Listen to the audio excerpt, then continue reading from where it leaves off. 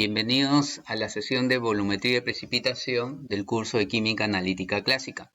En esta oportunidad vamos a mostrar cómo realizar una curva de valoración utilizando para ello 50 mililitros de cloruro de sodio 0,1 molar con valorante de nitrato de plata 0,1 molar.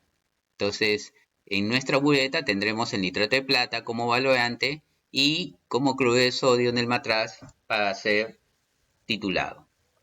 Tenemos que elaborar una curva de valoración muy parecida a las que ya hemos visto anteriormente, en la que en el eje X se coloca el volumen de valorante que voy añadiendo en mililitros, y en el eje Y colocamos entonces el P del analito, en este caso de los iones cloro.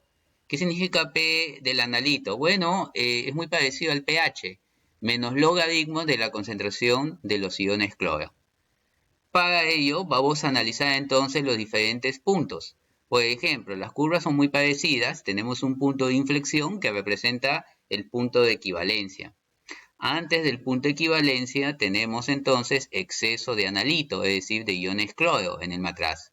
Luego del punto de equivalencia tenemos entonces exceso de valorante, en este caso de los iones plata, que van a reaccionar con los iones cloro. Vamos a empezar entonces considerando un volumen de 0, es decir, no hemos añadido nada de valorante y tenemos cloruro de sodio 0,1 molar. El cloruro de sodio se disocia en iones sodio más iones cloro totalmente. Por lo tanto, si la concentración es 0,1 molar de cloruro de sodio, es lógico entonces que la concentración de los iones cloro es 0,1 molar. Y menos logaritmo de 0,1 me da 1. Entonces, para un volumen 0 tendría P de cloro 1. Ese sería mi primer punto en la cual empezamos a elaborar nuestra curva de valoración. Luego, antes del punto de equivalencia.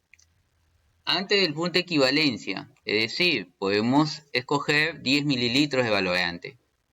Para 10 mililitros de valorante, entonces usamos pues la determinación del número de moles de nitrato de plata, que sería el producto de la molaridad por el volumen, es decir, 0,1 molar por 10 mililitros. Esto me daría 1 milimol. Hay que recordar que en nuestro matraz nosotros tenemos 50 mililitros de cloruro de sodio 0,1 molar, es decir, tenemos 5 milimoles en el matraz. Vamos a plantear la reacción química entre los iones plata provenientes del nitrato, es decir, 1 milimol, con los iones cloro provenientes de la muestra, cloruro de sodio, 0,1 molar, es decir, 5 milimoles.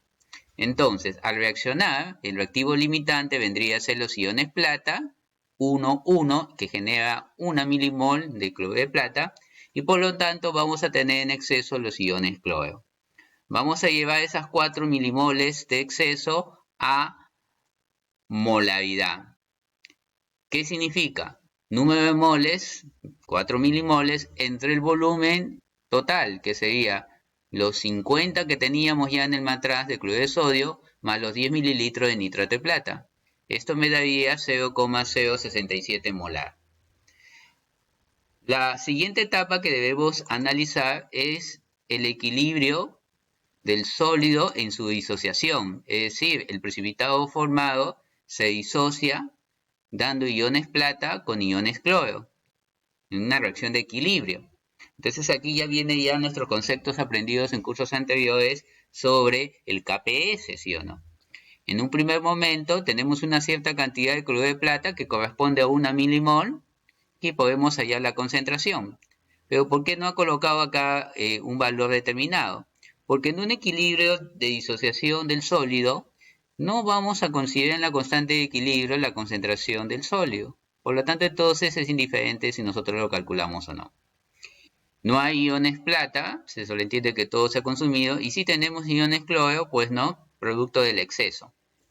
Reacciona una cantidad X molar, da X molar de iones plata y X molar de iones cloro.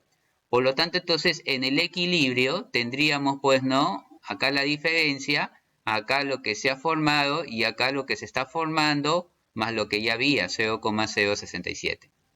De tal manera que podemos nosotros aplicar nuestro concepto de KPS, pues, ¿no? Porque este equilibrio, pues, de disociación involucra solamente al producto de los iones plata multiplicado por los iones cloro en el equilibrio. Esto significa 0,067 más X, que sería la concentración de los iones cloro, por la concentración de los iones plata, X.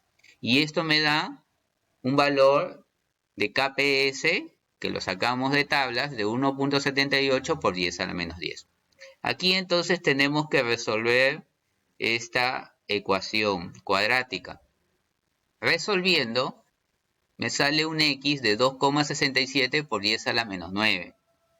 Entonces podemos observar que la cantidad que se forma de iones plata o de que se disocia de cloruro de plata es bien pequeña, pues, ¿no? Y eso era lógico, porque cuando nosotros aplicamos dentro de nuestros conceptos teóricos, pues, una volumetría de precipitación, uno de los requisitos es que el KPS sea muy bajo, pues, ¿no? Para que se favorezca la reacción de precipitación, es decir, esta reacción que es casi irreversible. Por lo tanto, con esta información podemos hallar la concentración de los iones cloro, que sería 0.067, lo que quedó en exceso, más lo que se genera en la disociación, que en realidad es muy poco, ¿no? Entonces 0.067 más 2.67 por 10 a la menos 9, prácticamente 0,067. Es decir, que podemos sacar ya el menos logaritmo, que nos daría 1.18. Para un volumen de 10 mililitros, entonces tendríamos nuestro segundo punto, el P de cloro sería 1.18. Se podría decir que este cálculo del equilibrio prácticamente está de más, ¿no? Porque no afecta a lo que yo había calculado. Eso es cierto, pero no se cumple totalmente cuando conforme nos vamos acercando al volumen de equivalencia. Entonces, eso es justamente lo que nosotros vamos a proceder a explicar en la sesión, pues no, presencial. Así, puedes calcular volúmenes antes del punto de equivalencia.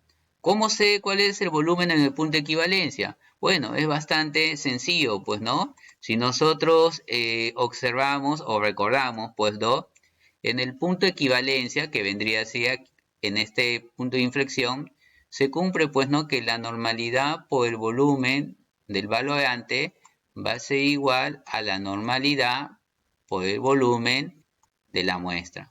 Entonces, como tenemos, pues, ¿no? La concentración de valorante 0,1, vamos allá del volumen de punto de equivalencia. Como tenemos la normalidad del cloruro de sodio 0,1, es lo mismo, y tenemos el volumen de cloruro de sodio, por lo tanto es lógico pensar de que 50 mililitros va a ser el volumen en el punto de equivalencia. Entonces es por eso que aquí sería 50 mililitros.